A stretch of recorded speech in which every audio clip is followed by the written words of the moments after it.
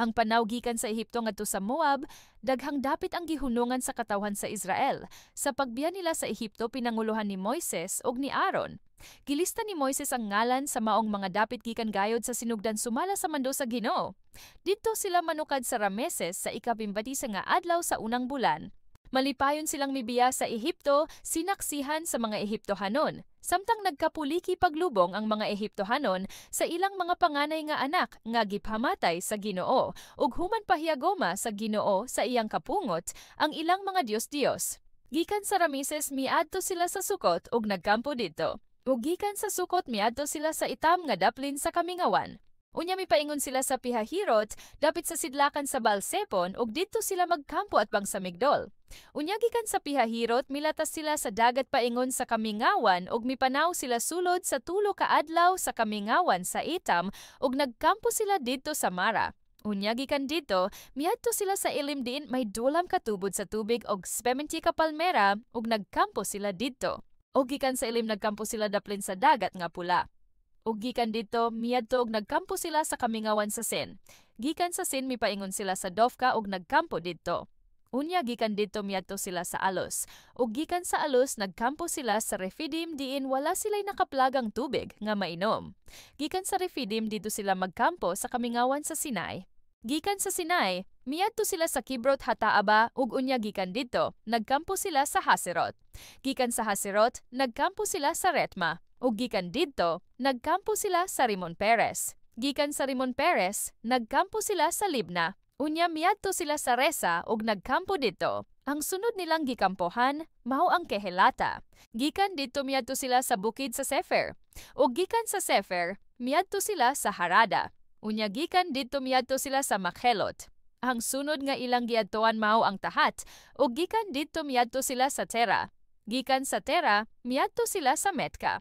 Gikan sa Refidim, dito sila magkampo sa Kamingawan sa Sinai. Gikan sa Sinai, miadto sila sa Kibrot Hataba ug unya gikan dito nagkampo sila sa Haserot. Gikan sa Haserot, nagkampo sila sa Retma. Ug gikan dito, nagkampo sila sa Rimon Peres. Gikan sa Rimon Peres, nagkampo sila sa Libna. Unya miadto sila sa Resa ug nagkampo dito. Ang sunod nilang gikampohan mao ang Kehelata. Gikan dito miadto sila sa bukid sa Sefer. O gikan sa Sefer miadto sila sa Harada. Unya gikan dito miadto sila sa Makhelot. Ang sunod nga ilang giadtuan mao ang Tahat o gikan dito miadto sila sa Tera. Gikan sa Tera miadto sila sa Metka. Unya miadto sila sa Hasmona. Gikan dito mipaingon sila sa Moserot o gikan sa Moserot miadto sila sa Bene-Haakan. Unya mipaingon sila sa Herhagidgad o gikan dito miadto sila sa Jotbata ug unya sa Abrona.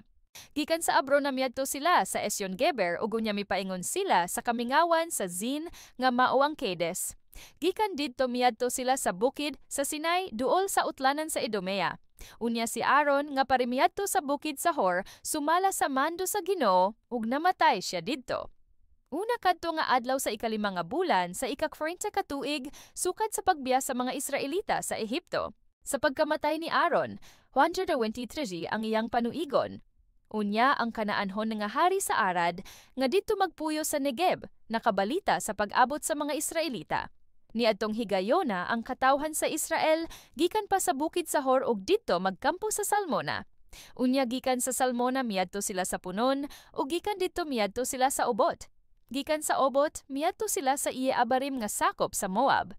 Gikan didto miadto sila sa Dibon-Gad. Gikan sa Dibon-Gad miadto sila sa Almon-Diblathaim ug nagkampo sila sa kabukiran sa Abarim at bang sa Nebo. Gikan dito mipaingon sila sa kapatagan sa Moab daplin sa Suba, sa Jordan, sa Jericho. Nagkampo sila daplin sa Jordan gikan sa Betjesimot hangtod sa Abel-Satim sa kapatagan sa Moab. Mga pahimangno sa delay pamutabok sa Jordan. Unya giingnan sa Ginoo si Moises samtang dito siya sa kapatagan sa Moab daplin sa Jordan at bang sa Jericho. Sultihi ang katawhan sa Israel nga inigtabok nila sa Jordan ngadto sa Canaan, kinahanglan nga hinginlan nila ang tanang lumulupyo sa maong dapit ug dugmokon nila ang ilang mga kinulit nga larawan nga bato, ang tinunaw og hinulma nilang mga larawan ug panglumpagon ang ilang mga halaran nga atuwa sa kabungturan. Kinahanglan usab nga panag-iyahon ug puy-an ninyo ang maong yuta kay gihatag ko man kini kaninyo.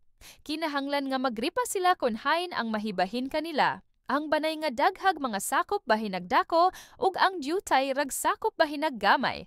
Ang dapit nga matungnan nilag hulbot inigripa maoy mayla. Sa banay diin ang usa ka tawo mahisakop adto siya bahini sa yuta nga maoy bahin sa maong banay. Kinahanglan nga hinginlan nila ang mga lumulupyo sa maong yuta kay kondile. Mahimo silang mga tunok sa inyong mga mata ug kilid og maghatag kaninyog kasamok. Gawas pa niya na kon dili ninyo sila hinginlan, buhaton ko kaninyo ang ako, untang buhaton kanila.